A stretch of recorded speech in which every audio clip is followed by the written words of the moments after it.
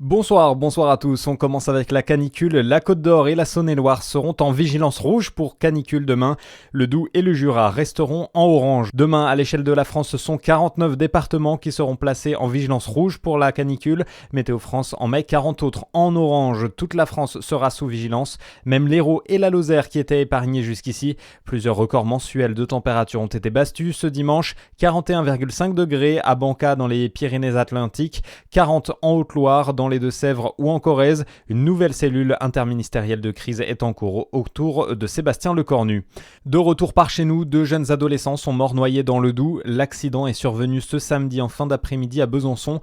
Les garçons de 11 et 13 ans étaient en arrêt cardio-respiratoire à l'arrivée des secours. Malheureusement, ils n'ont pas pu être réanimés. D'après les premiers éléments de l'enquête, ils faisaient partie d'un groupe qui se baignait sous le bastion du Moulin en aval du barrage. L'un des jeunes aurait plongé pour tenter de sauver son camarade. On rappelle également que la baignade dans le Doubs est une activité proscrite en raison des nombreux dangers que cela représente.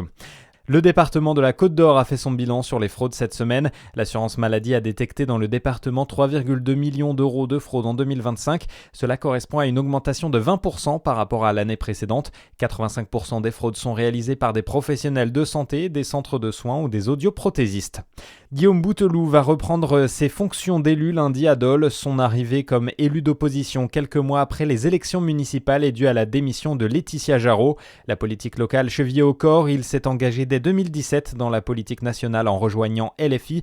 Le père de 3 enfants s'est installé à Dole il y a plus de 15 ans. Élu sortant, il avait siégé au sein du conseil municipal à partir de 2023. Et puis la Coupe du Monde à suivre ce soir, Belgique-Iran à 21h et puis Uruguay Cap-Vert à minuit. Voilà pour l'actu, bonne soirée sur Fréquence Plus.